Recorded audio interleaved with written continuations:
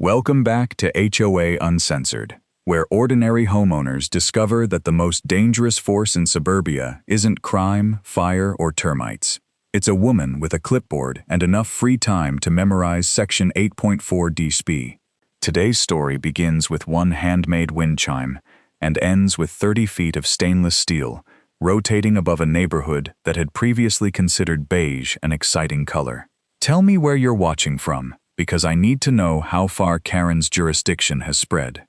Now let me take you to Hawthorne Glen.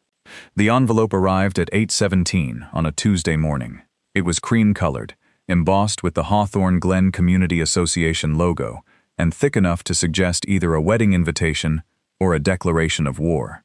The HOA had used $14 worth of stationery to inform me that my $26 wind chime was destroying civilization. I opened it at the kitchen counter while wearing my pizza socks and holding a cup of coffee that had already gone cold. My coffee was always cold.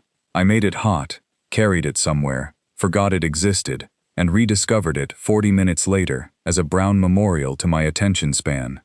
The letter read, "Dear Mr. Daniel Mercer, the Architectural Harmony Committee has received a formal complaint regarding a metallic noise-producing ornament suspended from the northwest corner of your rear porch. The device generates irregular tonal disturbances inconsistent with the peaceful residential character of Hawthorne Glen.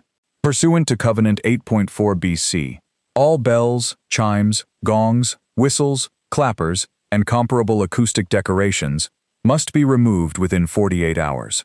Failure to comply will result in an initial fine of $150, followed by daily penalties of $35. Harmony begins with compliance." I read that last sentence 3 times. Harmony begins with compliance sounded less like an HOA slogan and more like something printed over the entrance to a very tidy dictatorship. The wind chime hung beneath the cedar beam outside my kitchen. It was 15 inches tall, made from 6 narrow copper tubes, and produced a soft note whenever the western breeze wandered through the yard. Not a crash, not a clang, just a low, gentle sound, like a spoon tapping the edge of a distant teacup. My father, Robert Mercer, had built it 11 years earlier. He had made one for every house he'd lived in, including the apartment above a tire shop where my parents spent their first year of marriage. Dad believed every home needed a sound that belonged specifically to it. You can paint walls, he used to say. You can replace floors. But a home doesn't become yours until the wind knows where you live. He died 18 months before that letter arrived. I'd moved into 1147 Wren Hollow Drive partly because of the backyard. It faced west over a shallow greenbelt filled with cottonwoods, rabbits, and one raccoon with the confidence of a municipal employee. Every evening, the breeze came across the grass, touched Dad's wind chime, and gave me 5 or 6 quiet notes while I cooked dinner. That sound mattered. I also knew the letter was technically correct. I spent my working life designing public structures that had to survive wind, weather, vibration, and committees full of people who thought gravity was a negotiable guideline. Officially, I was a structural engineer. In practice, I explained to city councils why a decorative awning could not be supported by optimism. So before getting angry, I read the covenant. Section 8.4 BC.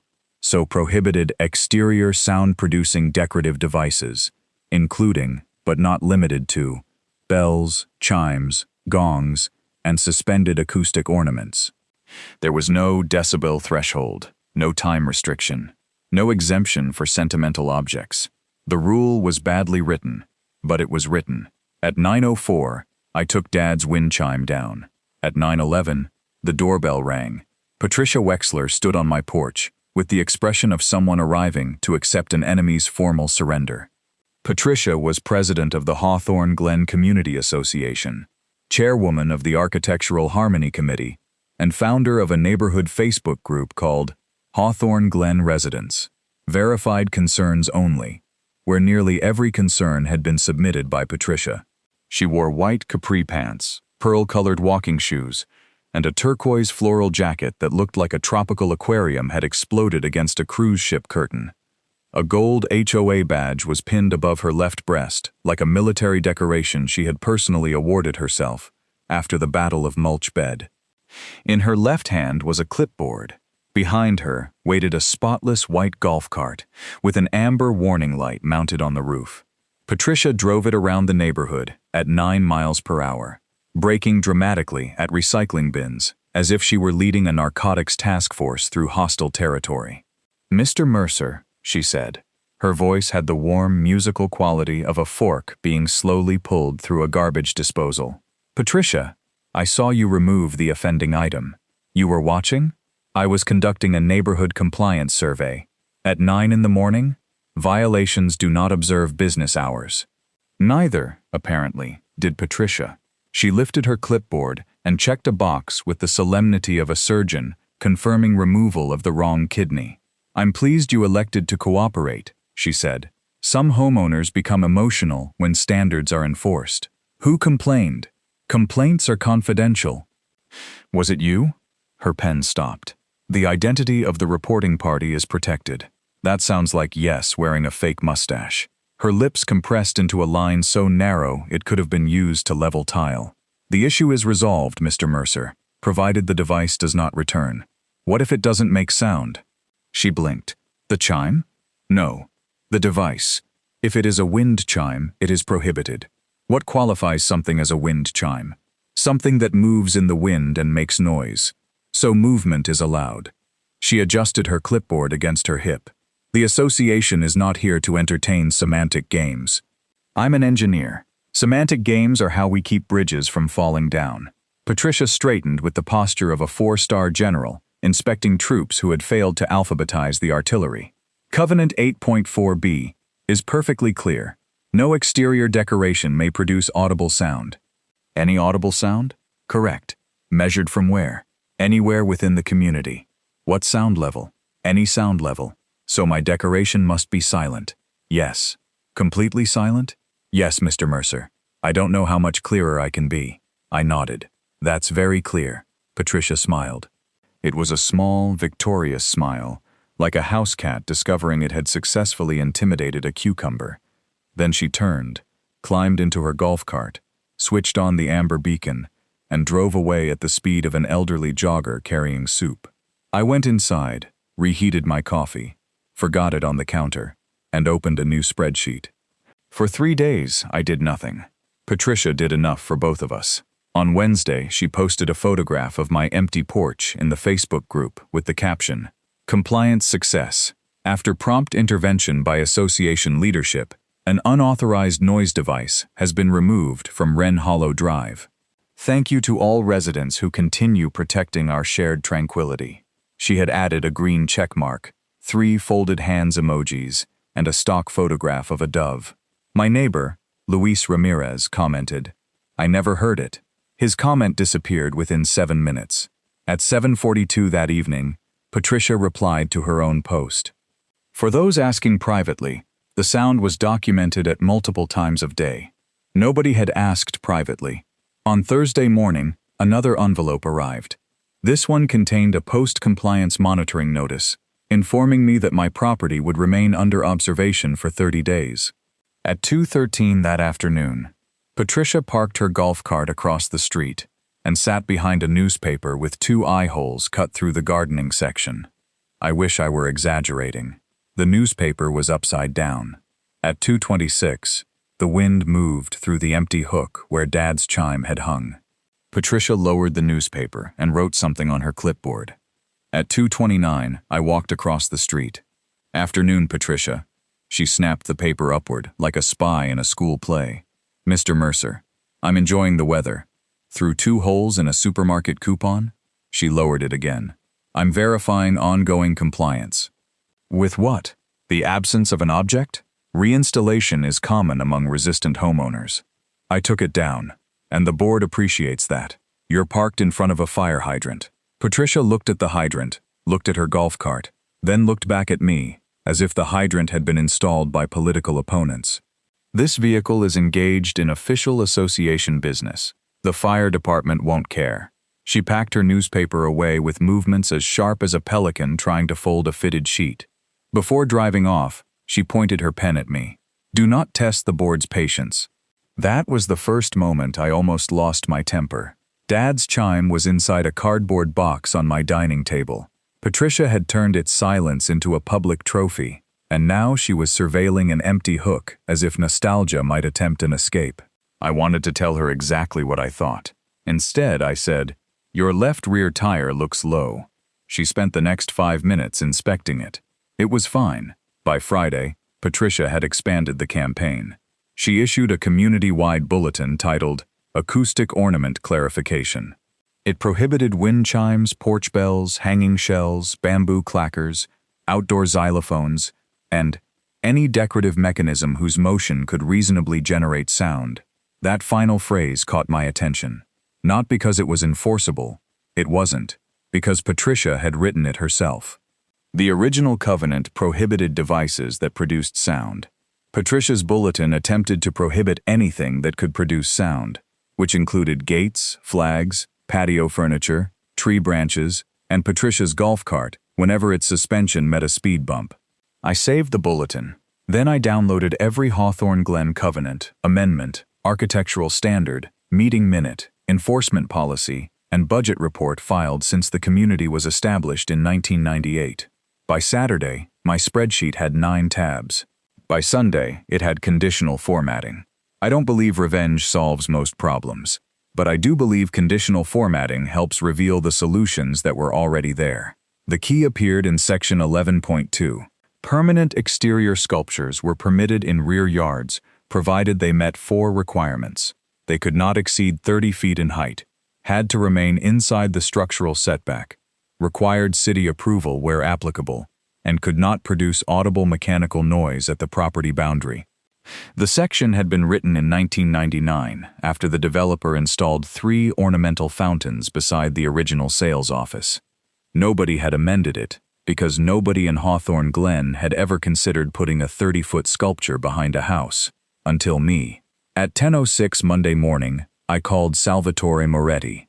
Sal ran Moretti Kinetic Works from a converted aircraft hangar in the industrial district of fictional Bellwether City. We had worked together 6 years earlier on a rotating public sculpture outside the County Science Museum. Sal was 62 years old, 5 feet 6 inches tall, and built like a fire hydrant that had learned welding. He had silver hair standing in every direction, and safety glasses permanently resting on his forehead, though I had never once seen him lower them over his actual eyes. When I entered his shop, he was eating lasagna from a metal mixing bowl with a wooden paint stirrer. "Danny Mercer!" he shouted. His voice sounded like gravel being poured into a jazz trumpet. "You finally decide buildings don't move enough? I need a sculpture. How big?" 30 feet. Sal stopped chewing. "How loud?" Silent. He slowly placed the paint stirrer into the lasagna. "Who's angry?" "My HOA president." His face lit up like a child seeing Christmas lights on a bulldozer. "Sit down." I showed him the covenant, the bulletin, the property survey, and photographs of my backyard. I explained the wind chime. I showed him a picture of Dad holding it on the day he gave it to me. Sal listened without joking. When I finished, he wiped his hands and studied the photograph. "My sister had a condo board president named Diane," he said. "Diane fined her $75 because a tomato plant was visible from the parking lot. You know what my sister did?" "What?" "Grew mushrooms in the basement. Completely invisible. Made $12,000 selling them to restaurants. I'm not sure mushrooms will help." "No, but it teaches us the principle, which is, never argue with a person holding a clipboard.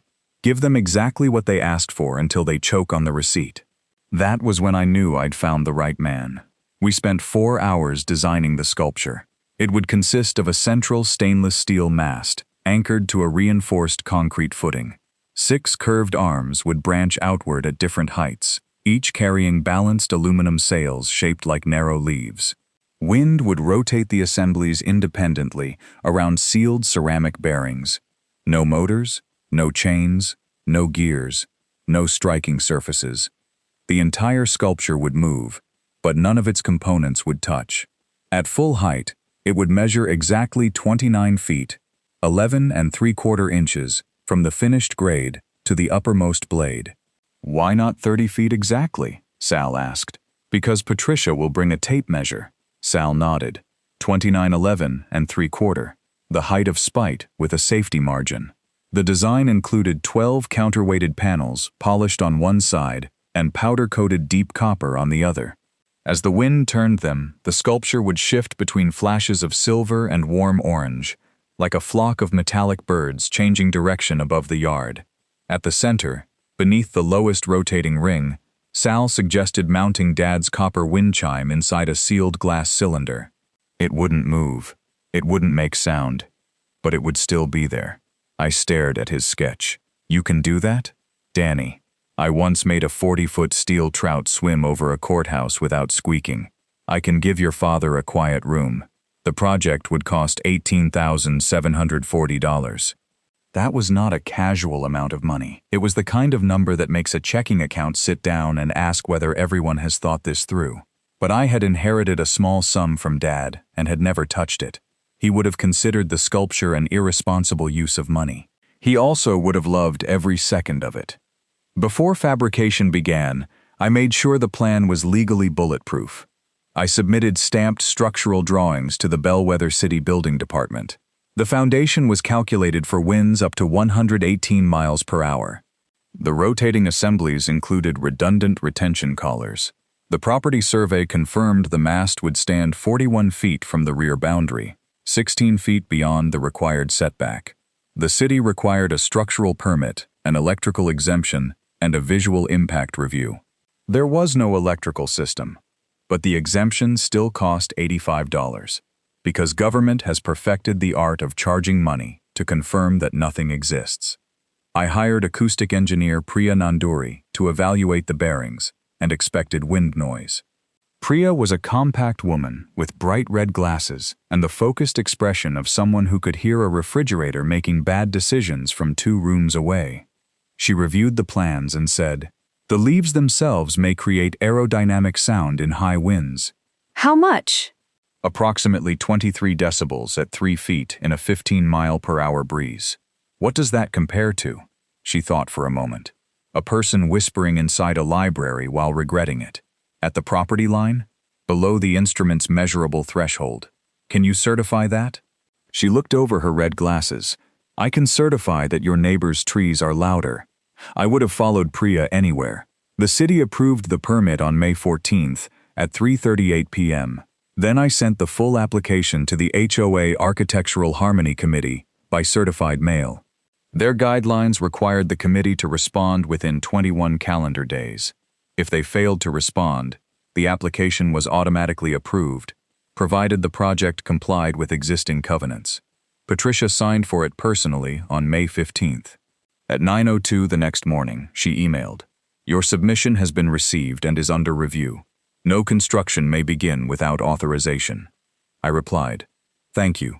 Please note the 21-day review deadline under Architectural Procedure 3.7. She did not respond. On day 7, she posted another acoustic ornament reminder. On day 12, she sent a warning about my recycling bin remaining visible until 6:14 p.m. On day 16, she chaired a 2-hour emergency meeting about a resident's navy blue patio umbrella. On day 21, she sent the entire neighborhood a photograph of herself, receiving a certificate from the Regional Association Leadership Council. The certificate congratulated her for completing a 90-minute online seminar called Managing Difficult Conversations. She did not respond to my sculpture application. At midnight, it became approved. At 7:05 the next morning, 3 trucks turned onto Wren Hollow Drive. The first carried a compact drilling rig. The second carried bundled steel sections. The third carried Sal, 6 fabricators, and a cooler large enough to preserve a moose. I stood in the driveway wearing my pizza socks inside work boots and holding fresh coffee. The coffee was still hot because I was too excited to forget it. Luis Ramirez came outside in his bathrobe. My neighbor across the street, Denise Holloway, stepped onto her porch holding a hairdryer. 2 children arrived on bicycles. By 7:12, we had an audience. Sal climbed out of the truck wearing orange coveralls and shouted, "Good morning, oppressed taxpayers." Patricia arrived at 7:19. The amber beacon of her golf cart flashed between the parked trucks, like a nervous lighthouse, attempting to regulate the ocean. She stopped in the center of the street, climbed out, and marched toward us. Her outfit that morning was a coral pantsuit with gold buttons, making her look like the regional manager of an upscale shrimp restaurant. The clipboard was tucked beneath her arm. "What is happening?" she demanded. Her voice shot across the yard like a smoke detector discovering brunch. "Installation," I said. "Installation of what?" "An exterior sculpture." "There is no approved exterior sculpture." "Yes, there is. No application has been approved by the committee. The application was automatically approved at midnight." Patricia's face went still. It wasn't ordinary stillness. It was the stillness of a computer that had received a command so offensive it had decided to reconsider electricity. "That is not how the process works." I handed her a copy of Procedure 3.7. She refused to take it. I held it there. She eventually pinched the page between two fingers, as if accepting a damp napkin from a stranger. "You manipulated the deadline. I mailed the application. You buried the committee in technical documentation. I included the documents your form requested. There were 86 pages. Structural calculations are repetitive. You deliberately submitted an application you knew required extended review. You had 21 days. I am a volunteer. So am I, apparently." Sal coughed into his fist to hide a laugh. The cough sounded like a lawnmower trying to swallow a wrench. Patricia turned toward him. "And who are you?" "Moretti. Salvatore Moretti. Artist, fabricator, occasional enemy of decorative conformity. You cannot begin construction." Sal pointed at the permit board beside the driveway. "The city authorization, stamped drawings, acoustic report, property survey, contractor credentials, and automatic approval receipt were displayed beneath a clear plastic cover." Patricia walked over and read them. Her eyes traveled from page to page like two tiny searchlights looking for a prisoner who had already escaped. "This violates Section 8.4 BC, she announced. "No," I said. "It makes no sound. It is wind-driven. That's allowed. It is an acoustic decoration. It contains no acoustic elements. It could reasonably produce sound. So can your golf cart. My vehicle is not decorative." Sal looked at it. "That's generous." Patricia swung toward him so fast her clipboard nearly achieved flight.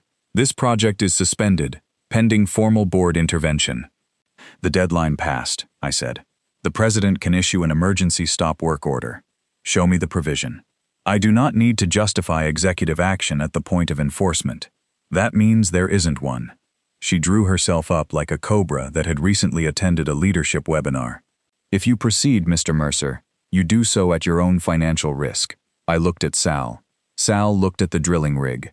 "Start digging," I said. The auger entered my yard at 7:41. Patricia remained on the sidewalk for 3 hours. She photographed the drill. She photographed the concrete truck. She photographed Sal eating a meatball sandwich. At one point, she photographed the posted permit from 4 separate angles, as if one of them might reveal a felony invisible from the others. The foundation hole was 5 feet wide and 9 feet deep. We installed a reinforced steel cage containing 680 pounds of rebar, then poured 11.4 cubic yards of concrete. Patricia called the city. Building Inspector Martin Cho arrived at 10:26. He wore a faded gray cap, carried a tablet with a cracked corner, and had the weary eyes of a man who had spent 23 years being summoned to arguments about sheds.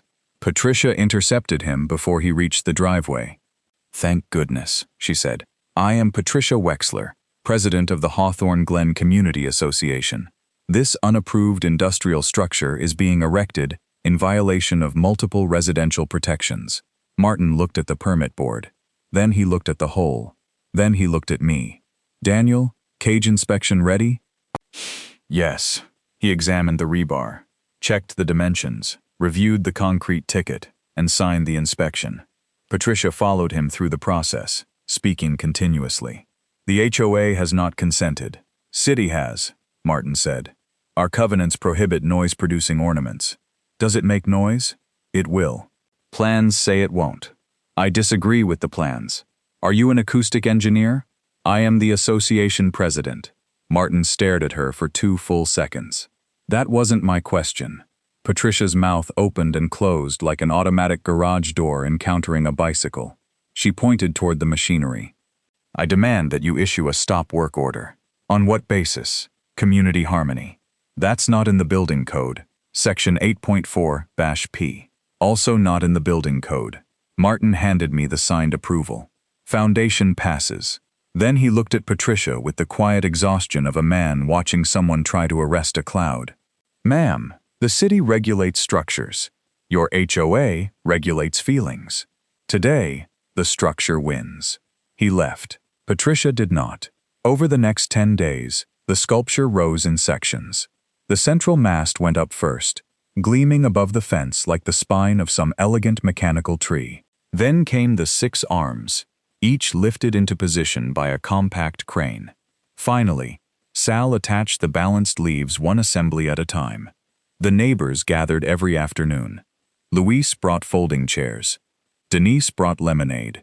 4 children created a construction log and argued over who was allowed to wear Sal's spare hard hat. Sal settled the dispute by giving them each an orange traffic cone and naming them assistant safety directors. Patricia issued 7 violation notices. 1 claimed the crane constituted an unauthorized commercial vehicle. 1 claimed the temporary portable toilet was visible from a common area. 1 claimed the steel reflected sunlight with aggressive inconsistency. My favorite alleged that the sculpture's shadow crossed the community walking path for approximately 11 minutes each evening. I responded to every notice with supporting documentation. The total disputed fines reached $2,485. My coffee got cold so often during those replies that I began reheating the same cup out of principle. On May 31st, Sal installed the glass cylinder at the center. Dad's wind chime hung inside it, motionless and protected, its copper tubes catching the evening light. When the outer leaves began rotating around it, the whole sculpture seemed to move in orbit around something calm. I stood beneath it longer than I meant to. Sal came beside me and placed one hand on my shoulder. "Wynn still knows where he lives," he said. That line nearly got me. I nodded because speaking would have required equipment I didn't have. The final city inspection was scheduled for Saturday at 11 a.m. By then, Patricia had transformed the sculpture into a regional emergency. She created a petition titled, "Stop the Wren Hollow Turbine." She emailed photographs to the Bellwether Gazette. She contacted a television station, 2 county commissioners, the fire marshal, and an aviation club located 48 miles away. She claimed the sculpture could interfere with aircraft navigation. Its highest point was lower than 3 nearby cottonwood trees. Her petition received 34 signatures. 11 belonged to people outside Hawthorne Glen. 1 belonged to someone named No More Metal Monster, and 3 appeared to have been submitted by Patricia herself, using different email addresses. Then she announced a public safety inspection and peaceful accountability gathering for the same Saturday as the final city inspection. She posted the event on Facebook. She invited the press. Most importantly, she wrote, "As association president, I will personally verify the exact height, acoustic output, and operational danger of this unauthorized device. Residents deserve transparent leadership." That post became the shovel she used to dig her own hole. Saturday arrived bright and windy. At 10:30, nearly 60 residents stood along the sidewalk in Greenbelt. Sal had set up a small table with lemonade, safety brochures, and foam earplugs labeled, "For exposure to complete silence." Priya Nanduri positioned 3 calibrated sound meters along my property line. Inspector Martin Cho arrived with his tablet. Officer Kevin Doherty from the Bellwether Community Police Unit parked at the curb. He was broad-shouldered, gray-haired, and carried himself like a man who had responded to every possible human mistake, except this specific one. A reporter from Channel 8 stood near the driveway with a camera operator. At 10:56, Patricia's golf cart appeared. She had attached 2 miniature Hawthorne Glen flags to the front corners. The amber beacon flashed. A white magnetic sign on the side read, "Official Inspection Vehicle." Patricia wore a navy skirt suit, pearl earrings, and a silk scarf printed with yellow hydrangeas. She looked like a luxury hotel concierge who had been given temporary command of a border crossing. She stepped out holding a telescoping measuring pole. The crowd went quiet. I met her at the driveway. "Patricia, you may observe from outside the marked installation area. I am conducting an official inspection. The city inspector is already here. The association inspection is separate. You don't have authority to enter my property without permission. The bylaws grant reasonable access for compliance verification. After 48 hours, written notice and homeowner consent. I provided notice on Facebook. A Facebook post isn't consent. She lifted her chin like a swan, preparing to challenge a forklift. Are you refusing inspection? I'm allowing visual inspection from the sidewalk. You are not permitted inside the safety boundary. The sculpture turned above us. Its 12 leaves rotated independently, silver flashing into copper and back again. The upper assembly moved clockwise. The lower rings drifted counterclockwise. Sunlight traveled across the yard in slow, liquid patterns. There was no mechanical sound. The cottonwoods rustled louder. Patricia stared up at it. For one brief second, she looked impressed. Then she remembered she had invited television cameras. This is plainly an industrial wind turbine, she announced.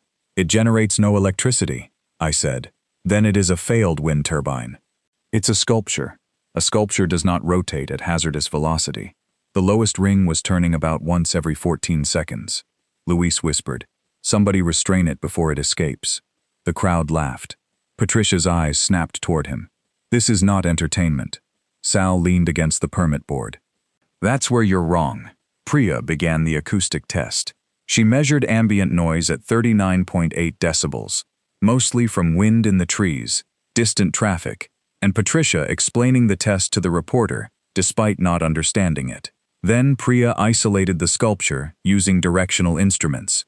"Mechanical output at the property boundary is below 20 decibels, she announced. Functionally unmeasurable under current ambient conditions. Patricia stepped closer. "What does that mean?" "It means I can hear your jacket moving, but I cannot hear the sculpture. My jacket is irrelevant." It's currently the loudest decorative object in the yard. The camera operator lowered his camera because he was laughing. Patricia's expression tightened like someone trying to swallow a lemon without conceding that lemons existed. She pointed at the highest leaf. "It exceeds 30 feet. Martin checked the approved survey reading. 29 feet, 11 3/4 inches. That measurement is inaccurate. It was measured by laser. Lasers can be miscalibrated. So can presidents," Sal said. Patricia raised the telescoping pole. "I will verify it manually." I stepped between her and the yard. "No, the installation area is restricted.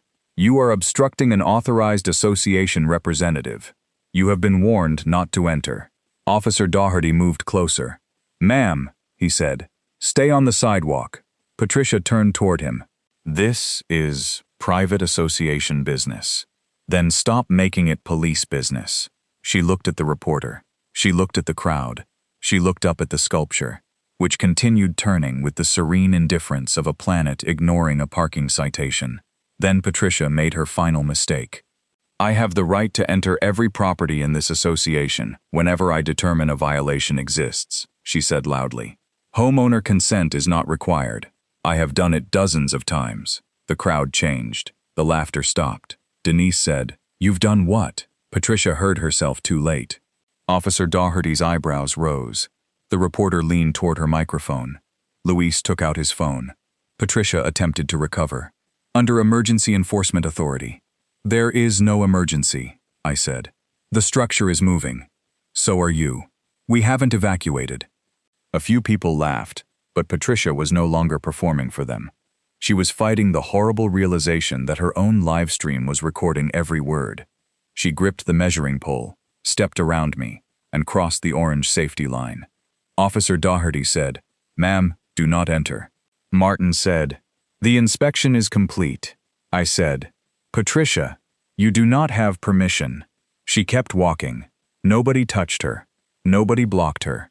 She chose the path herself, loudly and in high definition. The lower portion of the sculpture sat 6 feet above the lawn, safely beyond reach. Patricia extended her measuring pole, apparently intending to hook it over one of the rotating arms. Sal's eyes widened. "Don't touch the moving assembly. I know how to use a measuring device. That isn't how you use one." Patricia raised the pole. A gust turned the lowest ring. The pole did not catch the sculpture. It slipped from Patricia's hands, bounced harmlessly off the rubber safety curb, and collapsed telescopically with a rapid clack clack clack, like a metal goose laughing at her. Patricia jumped backward. Her heel landed on the edge of a folding lawn chair she had carried into the yard herself. The chair folded. Patricia sat down much faster than expected. The momentum tipped the chair backward onto the grass, leaving her lying safely but indignantly on her back, with both legs pointed toward the sky. Her floral scarf had flipped over her face. Her clipboard landed across her stomach like a tiny desk for someone conducting business from the floor. The sculpture continued rotating above her in total silence. For half a second, nobody moved. Then Officer Daugherty walked over. "Are you hurt?" Patricia pulled the scarf from her face. "I have been attacked." "By what?" She pointed upward. "The mechanism." Officer Daugherty looked at the sculpture, then at the collapsed chair, then at the measuring pole lying 6 feet away. "That sculpture never touched you. It caused me to retreat. You advanced after 4 people told you not to. I am the HOA president." Officer Daugherty offered her a hand. "Today you're a trespasser who lost an argument with her own chair." He helped her stand. Patricia's hair had shifted sideways like a helmet installed by an unsupervised contractor. She looked at the television camera and realized it had captured everything. That was the collapse, not the fall, not the acoustic report, not the permits. The camera. Her expression moved through disbelief, anger, attempted authority, dawning horror, and finally, the hollow panic of someone remembering she had personally invited witnesses to her worst idea. She reached for the camera. "Turn that off." The reporter stepped back. "We're recording from the public sidewalk. I do not consent to broadcast. You invited us. I withdraw the invitation. That isn't how sidewalks work." Patricia pivoted toward Officer Daugherty. "Make them stop filming." "No. I am requesting police assistance." "You already have it. I'm keeping you from entering his yard again." Then Denise Holloway spoke from the crowd. "Did you enter my backyard last October?" Patricia froze. Denise stepped forward. "My gate was open when I got home. You sighted my shed from an angle you couldn't see from the street." Luis raised his hand. "You photographed the inside of my garage." Another resident, Timothy Park, said, "You inspected my patio while my wife was home alone." Voices spread through the group. Patricia had spent years quietly entering yards, side gates, and patios, under the authority she had just admitted did not require consent. Her Facebook live stream showed the whole exchange. The board's attorney called her before she reached her golf cart. We could hear the ringtone coming from her purse. It was a brass band version of "Hail to the Chief." She declined the call. It rang again. She declined it again. On the third call, she answered and walked 20 feet away. But the breeze carried pieces of the conversation back toward us. "No, Gerald, I did not admit." Pause. "That was taken out of context." Pause. "I was explaining the practical scope of..." Longer pause. "You cannot suspend me during an enforcement action." Another pause. "I am the board." That sentence told us everything. Patricia climbed into her golf cart. In her haste, she forgot to disengage the parking brake. The cart lurched 6 inches, beeped angrily, and stopped. She pressed the accelerator again. The motor whined like a mosquito applying for overtime. Sal called out, "Little lever on the left. I know how to operate my vehicle." She did not. Officer Daugherty reached in, released the brake, and stepped back. Patricia drove away with her amber light flashing, one Hawthorne Glen flag bent sideways, and the measuring pole dragging behind her from a luggage strap. Martin completed the final inspection at 11:24. He signed the occupancy approval and looked up at the sculpture. "Nice work," he said. Then he turned to me. "Please don't build anything else until I retire." Channel 8 aired the story that evening under the headline, "Ho President's Silent Fight Gets Loud." The clip of Patricia falling into her chair received 1.8 million views in 4 days. The funniest part wasn't the fall.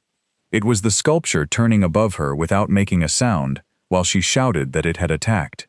The HOA board held an emergency meeting the following Monday. 112 homeowners attended. The clubhouse only had 70 chairs, so people stood along the walls, filled the hallway, and watched through open windows. Patricia arrived with 3 binders and no clipboard.